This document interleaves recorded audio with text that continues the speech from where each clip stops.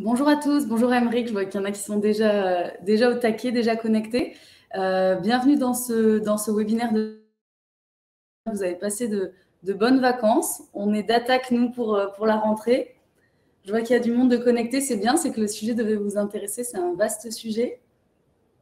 Bonjour Lucie, toute l'équipe te passe le bonjour. Du coup, il y a François qui va nous rejoindre. Comme d'habitude, il se plie à l'exercice pour vous présenter en avant-première les nouveautés. S'il y en a qui nous rejoignent, qui n'ont jamais suivi le principe, je vous rappelle qu'on sort des nouveautés régulièrement et du coup, on vous montre en avant-première ce qui va sortir. Donc, on est sur une interface de test. Ce n'est pas encore opérationnel sur vos comptes personnels, mais vous l'aurez du coup la semaine prochaine. On le sort toujours en début de semaine. On fait la présentation des nouveautés en fin de semaine, le vendredi généralement, et on sort les fonctionnalités le lundi ou mardi qui suit. Donc, vous le voyez en avant-première et puis vous pourrez tester directement sur vos comptes la semaine prochaine. En attendant que François nous rejoigne, moi, je voulais l'actualité Evolise. D'abord, je voulais souhaiter la bienvenue à un membre qui nous rejoint dans l'équipe, donc à cette rentrée, qui s'appelle Julien, qui vient compléter l'équipe comptable. Donc, si vous êtes un cabinet que vous nous suivez aujourd'hui, vous avez sûrement l'habitude d'échanger beaucoup avec Stéphanie et avec Nicolas, qui vous accompagnent dans le déploiement des comptes auprès de vos clients. Et donc, on a un nouveau membre au sein de cette équipe qui s'appelle Julien Chevry, qu'on connaît bien parce qu'on travaille avec lui depuis longtemps, pour la simple et bonne raison que Julien était en cabinet avant, il est expert comptable, il était associé de son cabinet et du coup, il passe du côté sombre, il passe côté éditeur. Il déployait déjà la solution Evolise, il connaît très bien le produit et il a eu envie de nous rejoindre pour se lancer dans l'aventure. Donc, vous aurez sûrement l'occasion d'échanger avec lui. Donc, on est ravis qu'il nous rejoigne. Et puis, si certains cabinets, justement, sont sur le congrès de l'ordre dans un mois, on participe du coup au Salon des experts comptables du 6 au 8 octobre.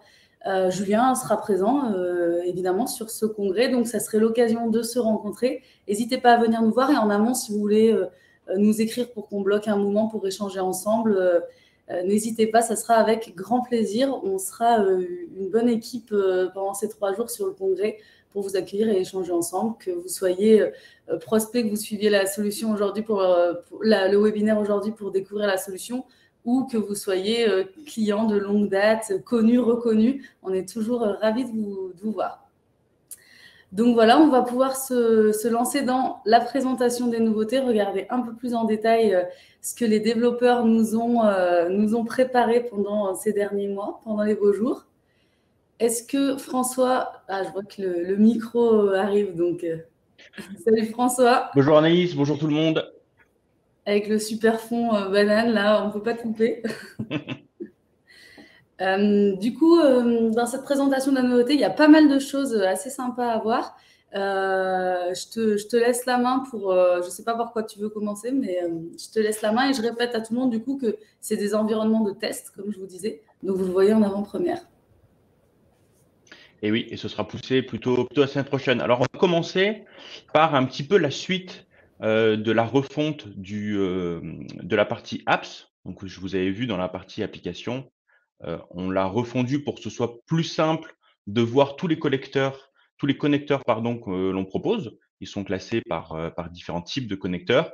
Et en fait, on est allé jusqu'au bout de cette démarche, puisque avant, par exemple, quand vous utilisez votre connecteur Bankin, actuellement, si vous connectez, pour connecter votre banque, vous devez aller dans paramètres, compte bancaire, et vous allez ajouter le compte bancaire à partir d'ici.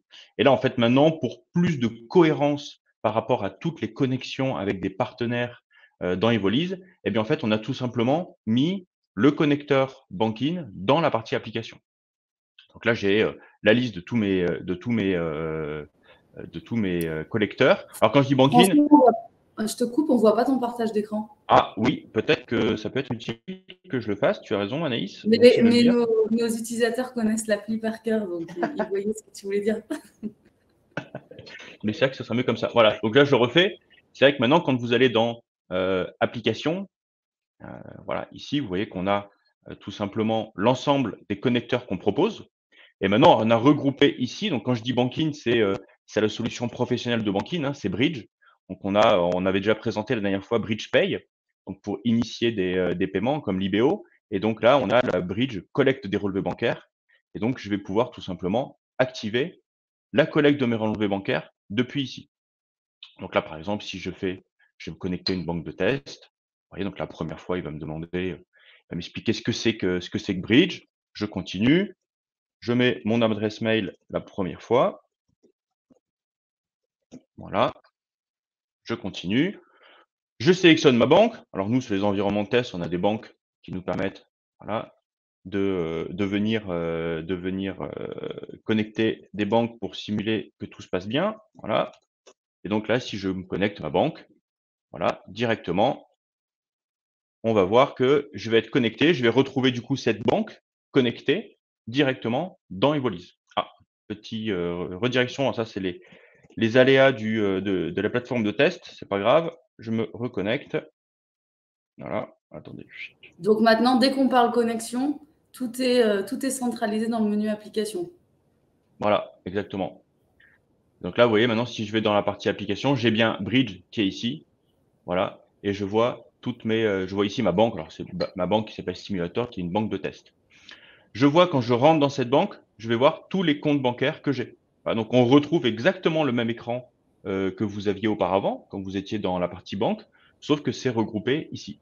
Voilà. Et je peux connecter plusieurs banques. Je vois ici si le nombre de comptes bancaires que j'ai par banque, hein, donc je peux après en ajouter autant que je veux. Et je vois aussi si ma banque est en erreur. Donc en fait, avant, c'est vrai que vous aviez peut-être un message d'erreur qui était un petit peu plus flou, puisque du coup, quand une banque était en erreur, bah, naturellement, tous les comptes qui étaient associés à cette banque étaient en erreur.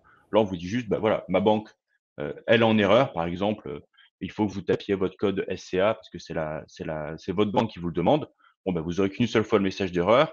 Le fait de renseigner le code envoyé par la banque va venir corriger l'erreur sur tous les comptes bancaires. Voilà. Donc, on a surtout, finalement, rendu plus lisible et plus simple la connexion bancaire. Voilà. Donc vous avez toujours des raccourcis si vous aviez l'habitude de connecter votre banque depuis les comptes bancaires, ou depuis le menu paramètres, vous pouvez toujours y aller, ça vous renverra toujours depuis l'application. Voilà, c'est juste que pour plus de cohérence, voilà, on se retrouve avec toutes les applications connectées dans l'application. Voilà, écoute Anaïs, ce que j'avais à dire sur cette partie, bancaire, pour la Ok, première, parfait. première revue. J'enchaîne avec FactureX. Ah bah là, je pense que oui, c'était un des sujets phares de cette présentation des nouveautés. Donc, il y en a beaucoup qui posent des questions sur la facture X. Et je pense que ça va plaire à pas mal de personnes qu'on le sorte. Donc, vas-y, je te laisse enchaîner. OK, alors déjà, pourquoi on fait FactureX? Déjà, ouais, avant de savoir qu'est-ce que c'est. En fait, FactureX, ce qu'il faut se dire, c'est que c'est dans l'objet, donc dans l'objectif de la facturation électronique, hein, qui est un vaste sujet. Et la FactureX, c'est une des étapes de la facturation électronique. Alors, la facturation électronique, il y a globalement 4 objectifs qui sont déterminés. Donc, c'est un projet de Bercy, hein, du ministère des Finances. Donc, un des objectifs, c'est de renforcer la compétitivité des entreprises. Donc, en gros, étant donné que ça va diminuer la charge administrative liée à tout ce qui est l'envoi et le traitement de la facture, ça va rendre plus compétitifs les entreprises. Un autre objectif de cette facturation électronique, c'est de lutter contre la fraude à la TVA. Donc, c'est vrai que l'État français estime perdre 21 milliards par an. Et donc, en mettant en place, en organisant la facturation dans les entreprises, eh bien, ils vont pallier, ils vont diminuer, voire annuler complètement cette fraude à la TVA. L'idée aussi, c'est de permettre la reconnaissance au fil de l'eau de tout ce qui est activité des entreprises. Donc, vous voyez, ça aurait été peut-être aussi utile pendant cette pandémie, de se rendre compte finalement des échanges qu'il y a inter-entreprises. C'est que là, on pourrait voir s'il y a un secteur qui va moins bien qu'un autre, et donc de pouvoir donner la possibilité au gouvernement d'agir sur ce secteur. Et la dernière objectif, qui sera notamment donc de faciliter à terme les déclarations de TVA, puisque finalement, étant donné que le gouvernement aura tous les échanges qu'il y a, il pourra pré-remplir directement la déclaration de TVA. C'est un peu ce qu'ils appellent le principe de dites-le nous une fois, plutôt que de répéter 1000 fois la même information à l'État. Ah bah, finalement, on lui dit une fois et il réutilise l'information pour simplifier la vie de ses usagers. Alors, une fois qu'on a dit un petit peu quels étaient les objectifs, c'est quoi pour nous, concrètement, la facture électronique? Ben, ça va être l'obligation à terme d'échanger des factures dématérialisées entre entreprises françaises. Voilà. Donc en fait, on n'aura plus le choix de dire: «Est-ce que je fais une, facture papier ou pas?» J'aurai plus le choix. Je devrais envoyer une facture électronique, une facture dématérialisée, pour tous les échanges B2B. Mais je devrais aussi transmettre des infos complémentaires pour tous les clients que j'aurai qui sont soit à l'étranger, soit qui sont des particuliers. Parce qu'évidemment, le particulier n'est pas soumis à des déclarations de TVA. Alors, ça va se faire de manière progressive. Je vais juste vous partager là, hop, en amont un petit document, voilà. Heu,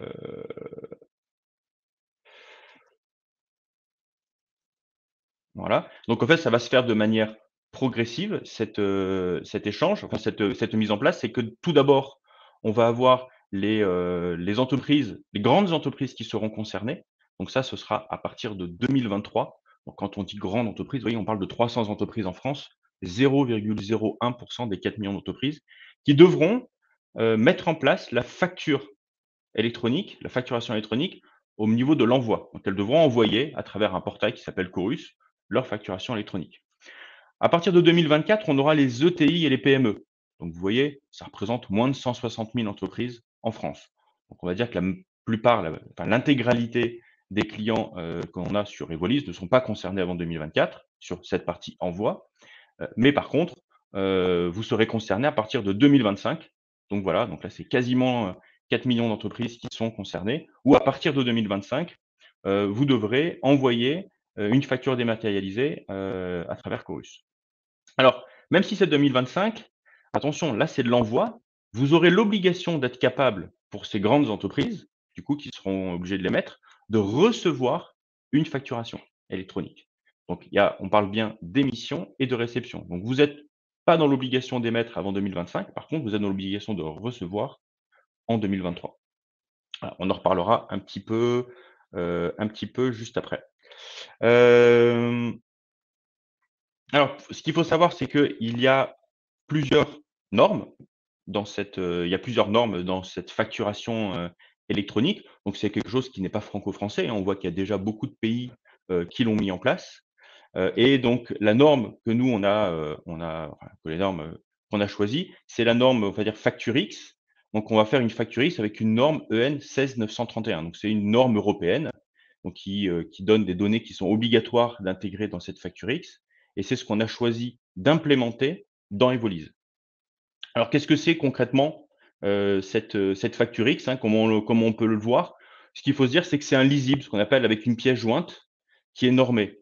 En gros, vous avez votre document PDF, ça change rien, vous faites ce que vous voulez sur votre document PDF. À partir du moment où il y a tous les champs obligatoires qui apparaissent sur le document PDF, vous pouvez la designer comme vous voulez. Par contre, ce document PDF, il sera associé à une pièce jointe où elle est normée. Voilà, donc on ne peut pas faire ce qu'on veut, mais du coup, quelqu'un qui lit, une facture X, qui lit ce fichier PDF, il sera capable d'interpréter complètement les données qu'il y a sur ce document. Voilà. Donc nous, qu'est-ce qu'on en fait? Concrètement, on en fait que toutes les factures Evolise, à partir de la prochaine mise en prod, seront facture X. Voilà. Donc c'est ce que je vais vous montrer. Donc ça va rien vous changer dans votre quotidien. C'est juste que vous pourrez vous dire que vous êtes déjà opérationnel pour, une partie de la première étape, en fait, de la facturation électronique. Alors je vais Donc vous là, montrer. à partir de la semaine prochaine, quand je suis une TPE, je suis sereine. Mes factures, le design, etc. ne changent pas. Mais je sais que c'est du format FactureX, donc je suis déjà dans les clous pour la mise en place et les obligations qui vont arriver. C'est ça? Exactement, c'est ça. C'est que concrètement, je devrais l'envoyer, je suis concerné plutôt en 2025, mais dès 2021, j'y suis. Ok. J'émets le format qui est attendu. Voilà.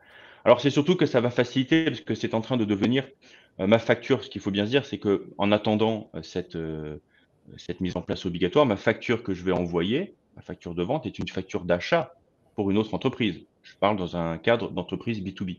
Donc on va, nous, y implémenter la consommation dans la bannette. Vous voyez, on a une bannette où on peut mettre les factures d'achat. Et du coup, on va être capable, nous, de lire bientôt les documents le fichier qui est attaché à la facture que le fournisseur vous envoie. Donc, c'est un petit peu la fin des outils d'OCR, parce que vous voyez, quand vous envoyez une facture, on a une solution, Evolis, qu'est-ce qu'il fait? On va essayer de retrouver des informations où on ne sait pas où elles sont pour les extraire et déterminer la date, le fournisseur, le montant hors taxe, la TVA, le TTC, tout ce qui nous permet d'enregistrer en fait la facture fournisseur. Demain, on n'a plus besoin de chercher, on aura juste besoin d'interpréter ce fichier qui est normé. Donc, on sait que toutes les factures qu'on va recevoir respecteront cette norme. Donc, ce sera beaucoup plus facile pour nous. On n'aura plus besoin d'être sur une solution technique, technologique lourde. Là, ce sera du fiable. Voilà. Donc, c'est Donc pour ça, ça que c'est l'étape suivante. Ça, c'est pas dans la mise en production de la semaine non, prochaine.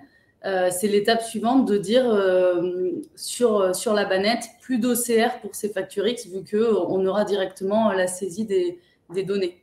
exactement. C'est exactement ça. Alors nous, on s'est fixé. Alors je sais qu'on n'a pas pour habitude de donner des dates, mais on peut au moins en donner une. C'est qu'on sera capable de lire du facture X avant 2023, puisque nos clients auront l'obligation de pouvoir lire des documents comme ça à partir du moment où les grandes entreprises en auront émise, donc à partir de 2023. Donc là, on est large, hein, on a presque 1 an et demi pour le faire, mais voilà, c'est déjà une première brique qu'on fait en mettant en place cette facture X sur les ventes. Alors, ce que je vais faire, c'est que je vais vous montrer, du coup, de quoi on parle concrètement, qu'est-ce qu'il va y avoir comme changement. Alors, hop, là. Oui, parce que tu as dit que ça n'impactait pas nos utilisateurs, que ça n'allait pas les perturber dans leur quotidien. Donc, comment techniquement ça s'est mis en place dans Evolise? Alors, ben, vous voyez, j'ai une facture, donc j'ai fait une facture normalement. Ça ne m'a strictement rien changé. Mais maintenant, si je prends une facture, vous voyez, j'ai deux choses qui apparaissent. J'ai un petit logo en bas, donc vous voyez, qui est le logo officiel FactureX, qui apparaît ici. Et maintenant, si je regarde le document PDF, ici, avant, j'avais juste ce document, et maintenant, j'ai un trombone, qui signifie que j'ai une pièce jointe, et j'ai, voilà, facture X, XML. Donc, c'est ça où le document PDF, le lisible qu'on voit, ma facture PDF, je fais ce que je veux, comme avant, du moment que j'ai les informations obligatoires. Par contre, c'est ce fichier-là qui est normé. Alors, je pourrais le télécharger et vous le montrer, hein. Oui, vous voyez, c'est du fichier informatique sur des balises où en fait dedans on retrouve toutes les données qui sont utiles pour un système qui est capable de comprendre le facture X, de retrouver ce qu'il a besoin. Donc on va retrouver des informations vous concernant votre client, concernant les montants hors taxes, la TVA, les remises. Voilà, tout est repris dans ce fichier. Mais il vous sert à rien pour vous, hein. Je veux dire, pour un utilisateur Evolise, c'est juste que vous savez que quand vous allez envoyer, vous pourrez dire ma facture elle est compatible facture X. Ce qu'on a fait, c'est qu'on a rajouté aussi une autre chose pour vous permettre de contrôler que tous les champs sont présents. Parce que vous voyez, Evolise est certifié NF203 et maintenant on met du facture X. Mais chaque norme a des informations obligatoires à faire apparaître sur la facture. Donc, puisque c'était peut-être un peu compliqué de se dire, bah, tiens, est-ce que mon modèle que j'utilise dans Evolise, il est compatible? On a fait une petite vérification. C'est-à-dire que quand vous allez maintenant dans modèle, si je prends, voilà, je vais dans l'écran de personnalisation de mon modèle, vous avez un nouveau bouton qui va arriver, qui s'appelle valider le modèle.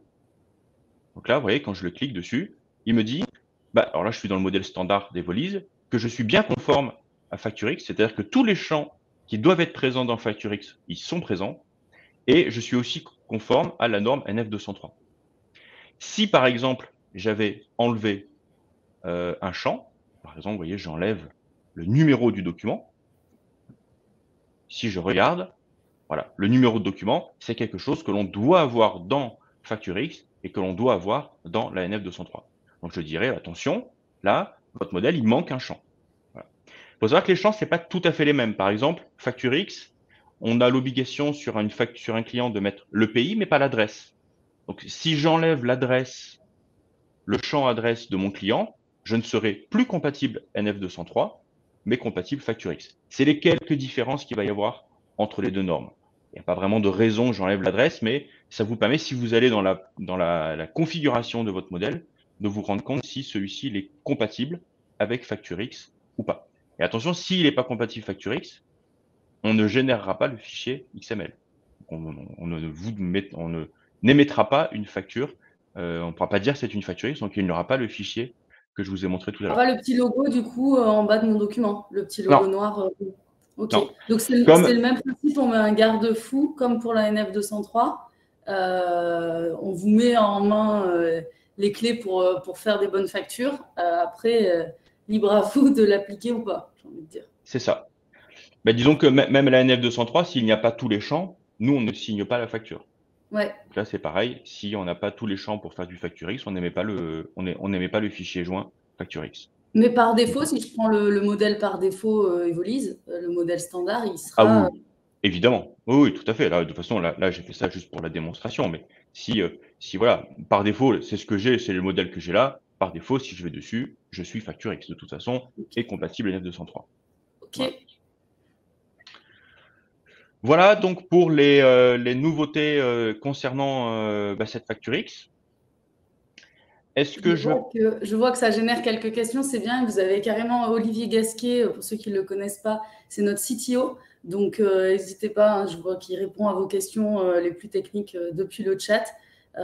C'est fait pour et de toute manière, nous, on vous accompagnera là, sur la mise en place la semaine prochaine avec le support client. Et il y a Émilie qui se cache derrière l'équipe Evolis qui vous envoie aussi des articles qu'on a rédigés qui reprennent ces éléments-là. Là, le but, c'était que François vous les explique de vive voix, mais on a des articles de blog écrits si vous voulez creuser un peu le sujet, parce que vous allez entendre énormément parler jusqu'en 2023 et au-delà, et nous, on va continuer de vous accompagner sur ce sujet qui est vraiment notre cœur de métier, donc n'hésitez pas. Tu vois là, Anaïs, on voit bien que j'ai une facture qui est signée, donc là c'est dans le cadre de la NF203, et qui a le logo facture X.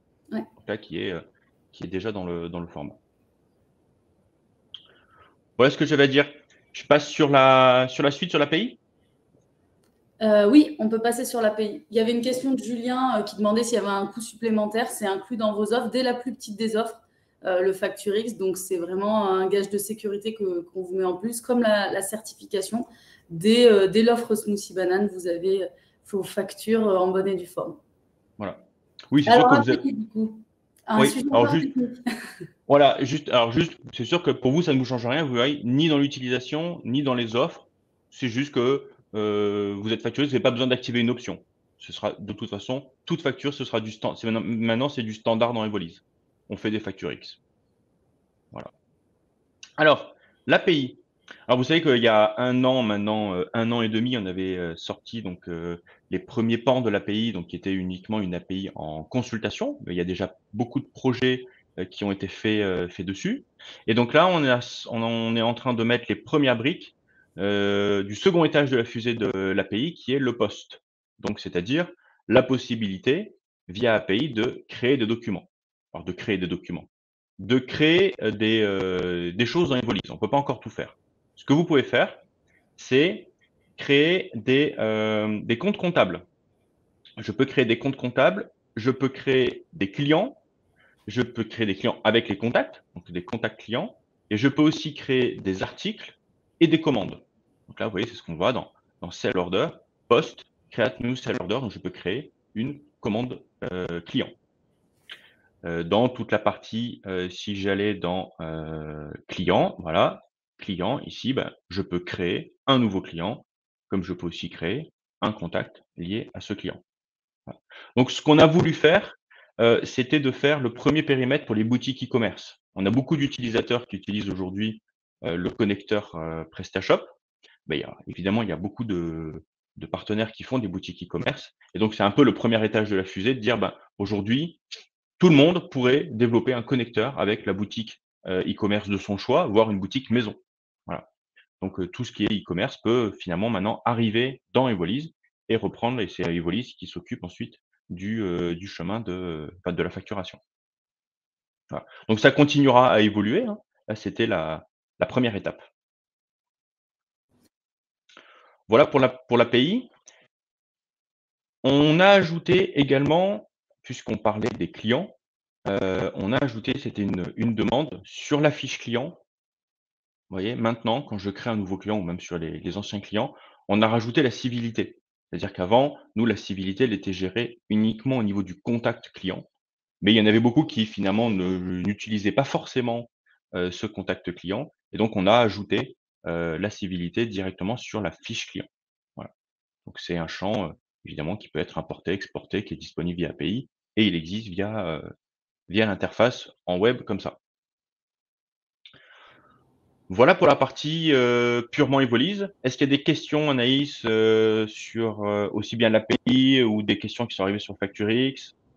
Oui, mais Olivier il répond et du coup il récolte des cœurs sur le, sur le chat. Donc, mais en même temps, c'est son équipe qui l'a développé, donc c'est normal. Mais il y a Cyril qui est particulièrement content parce que du coup, avec cette nouvelle brique en poste, cette première étape, il va y avoir le lien entre commande, BL et facture dans l'API. Et donc, il doit y avoir pour lui un cas d'usage très attendu et du coup, ça génère des cœurs. Oui. D'ailleurs, tu me fais penser à Anaïs, là, dans l'API, on a également rajouté le lien entre les documents. Alors, ça paraît anodin comme ça, mais il y a Agicap qui est en train de développer une partie connexion avec Evolise et ils avaient besoin de cette liaison entre les documents. Donc maintenant, dans l'API, on a fait évoluer, on a ajouté la liaison documents. Donc, Donc là, prochainement, il y aura. ouais, tu utilises carrément un prochain connecteur potentiellement avec Ouais, l'outil tu vas me Agicap. gronder, c'est ça, tu vas me gronder, j'avais pas le droit Non, de le non, dire, c'est mais ça que tu es en train de me dire. je dis pas ça. Mais c'est Agicap, c'est ça qui s'est rapproché de nous pour venir collecter, consommer l'information Evolise et l'utiliser dans ses prévis et autres, c'est ça. Exactement. Donc là, je tease, c'est comme ça, mais bon, par contre, ça nous a permis aussi d'enrichir cette API en proposant cette liaison. Voilà. Ok, donc le début du post pour l'API Evolise, et je vous ai remis sur le chat le lien de la documentation pour ceux qui l'utilisent, mais vous l'avez sur la home, donc sur notre site internet, tout en bas de page, vous avez le lien de la documentation API, donc vous pouvez vous-même la consulter pour ceux qui connaissent et qui savent lire ce genre de documentation technique, ce qui n'est absolument pas mon cas. Alors, juste petite pression parce que tu dis, en effet, le lien, donc c'est evolis.io. Là, si vous allez sur ce lien, vous le verrez pas encore, hein. Du coup, ce que je vous montre, ça sera poussé en même temps alors soit la mise en prod, soit des fois l'API peut être poussée un petit peu en décalage. Mais en gros, à partir dans les prochains jours, la documentation que je vous montre sera aussi sur evolis.io. Voilà. Puisqu'on est dans les partenaires, est-ce que je continue? Ouais, Puisqu'on vas-y. a aussi quelque chose qui va en intéresser. Alors, on est, comme vous le savez, alors là, je m'adresse plutôt à nos clients, prospects, qui sont des cabinets comptables exclusivement, enfin que ceux qui sont cabinets comptables et qui utilisent MyUnisoft. Donc, on a fait un connecteur avec MyUnisoft et un connecteur SSO. Donc, vous voyez, on est déjà connecté avec eux sur toutes les informations comptables et journaux qui sont dans Evolise. Vente, la banque, les achats sont poussés via un seul bouton directement dans MyUnisoft avec les pièces, hein, la liaison des pièces qui est conservée. Et ce que l'on a ajouté maintenant, c'est une connexion SSO pour vos clients. C'est-à-dire qu'un client qui a accès à MyUnisoft, vous lui avez ouvert un accès pour qu'il consulte sa comptabilité, en un seul clic, il peut se connecter à Evolise sans avoir besoin de se réauthentifier. Donc, c'est ce que je vais vous montrer là. Donc, la première étape pour mettre ça en place, c'est très simple. Il faut aller dans MyUnisoft. Donc là, j'ai un compte de test chez eux. Et donc, il faut aller récupérer votre numéro. Vous avez un numéro, c'est pas un numéro client, mais c'est un numéro technique. Donc, la première étape, c'est d'aller, donc c'est quelque chose qui est à faire une seule fois pour l'ensemble de vos clients. Il faut aller dans Tenue et dans la partie Flux, vous avez Lien dynamique et il faut récupérer ce chiffre. Donc moi, par exemple, c'est le chiffre 5. Donc ce chiffre 5, il faut que vous alliez dans votre environnement Evolis, cabinet, donc là où je suis, et je vais aller dans Applications. Donc là, on a des applications dédiées cabinet comptable, et je vois que j'ai mon connecteur disponible, SSO MyUnisoft. Le fait de l'activer, je renseigne mon identifiant, dans mon cas 5, et je le valide. Ça, je le fais qu'une seule fois, après c'est fini, je peux fermer la fenêtre, j'y retournerai plus ici. La conséquence, qu'est-ce qu'il va y avoir? C'est que vous voyez, par exemple, je vais aller, alors je vais me déconnecter d'ici, hop. Et maintenant, si votre client, donc, il aura globalement la même interface qu'ici, il va dans écosystème, il voit qu'il y a application Evolise, alors parce que vous l'avez connecté auparavant, et le fait de cliquer sur Evolise, il arrive directement dans son compte Evolise. Voilà. Donc, si je suis collaboratrice comptable et que mon client il se connecte sur MyUnisoft pour voir des indicateurs, peu importe, faire des actions, il aura du coup sa brique, son logiciel Evolise qui sera directement intégré dans MyUnisoft et il sera connecté. À chaque fois qu'il est connecté sur MyUnisoft, il est connecté sur Evolise en même temps. Exactement. En fait, maintenant, à partir du moment où vous avez ouvert un accès à votre client pour que, alors il peut faire des choses, évidemment, hein, et MyUnisoft et Evolise, c'est complémentaire. Donc, à partir du moment où vous lui avez ouvert un accès dans MyUnisoft pour qu'il puisse consulter certains indicateurs qu'on n'a pas, consulter, envoyer des documents, accéder à la JET du cabinet, et bien tout simplement lui dire, ben, pour aller gérer votre compte Evolise, bah, tout simplement, vous n'avez pas besoin d'aller sur Evolise, de vous reconnecter avec email mot de passe. Tout simplement, vous vous connectez en utilisant les applis connectées. C'est sûr qu'on vient faciliter l'usage d'Evolise avec MyUnisoft. Donc, du coup, juste en un clic, il se retrouve connecté. Évidemment, c'est sécurisé, hein, puisqu'il y a eu des échanges de clés avant qui ont été faits. Mais pour lui, ça lui permet de faciliter la consommation des deux outils. Il y a Patrick Mas qui valide, donc en tant qu'utilisateur MyUnisoft, n'hésitez pas à le tester à partir de la semaine prochaine et à nous faire un retour pour voir si ça plaît aussi à vos clients. Mais il y avait beaucoup de demandes en ce sens. Le partenariat avec MyUnisoft, il est opérationnel depuis 1 an et puis vous voyez, on rajoute des briques au fur et à mesure. Donc la connexion SSO, elle permet de rapprocher encore un peu plus nos deux logiciels.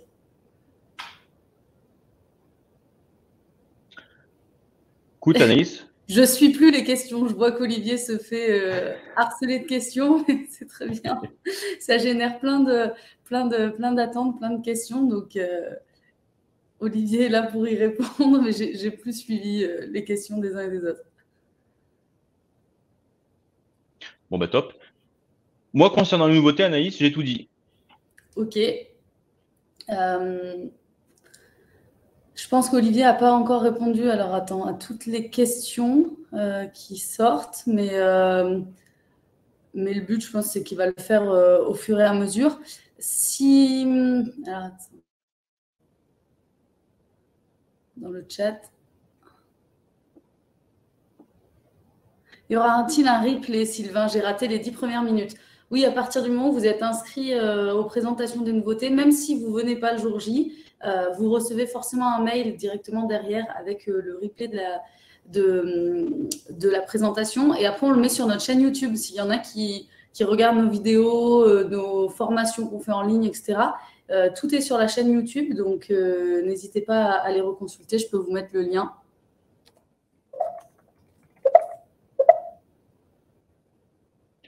Alors, je vois qu'il y a une question là de Alexis Gérard. Nous pouvons donc envisager de charger des commandes de format EDI via l'API? Oui, tout simplement, hein. C'est-à-dire que maintenant, plutôt que de faire des imports Excel, bah, c'est sûr que maintenant, vous pouvez venir vous connecter directement sur l'API. C'est ça.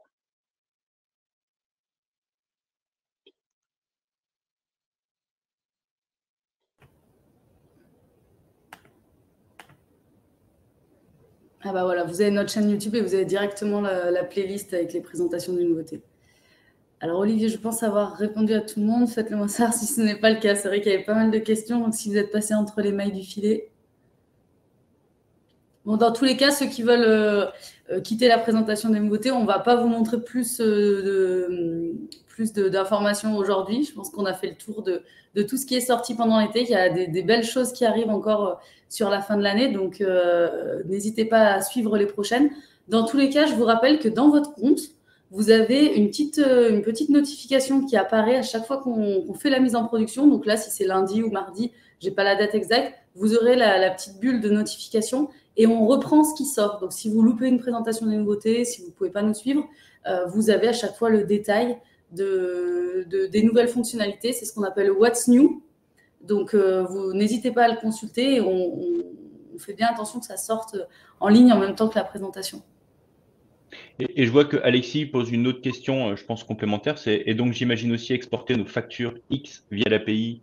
Bah oui, parce que de toute façon, le fichier PDF que vous allez récupérer, bah, c'était un PDF. Aujourd'hui, c'est un PDF sans fichier XML, mais oui, il y aura du coup le fichier XML attaché. Jean-Luc, top cette playlist, merci. Merci Patrick, bonne journée.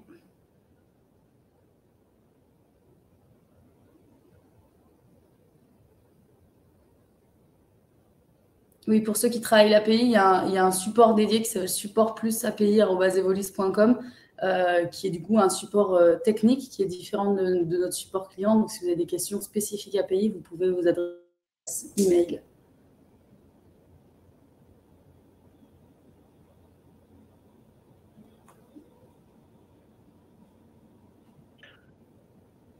Bon, bah écoute, Anaïs, je pense qu'on peut clôturer. On laisse juste le chat pour répondre. Ouais, c'est ce que j'allais dire. Pour nous, On va clôturer la présentation et puis le chat reste connecté pour qu'Olivier et nous on puisse continuer de répondre aux questions par écrit à ceux qui en ont. Mais sinon, on vous souhaite à tous une excellente journée. On vous remercie de nous avoir suivis. Et puis, on vous dit soit à une prochaine présentation des nouveautés, soit ce qu'on croisera sur le congrès de l'Ordre des experts comptables. N'hésitez pas à venir nous voir. On sera repérable avec les bananes. Merci en tout cas, Merci à bientôt. à tous. Bonne rentrée. Au revoir. Au revoir.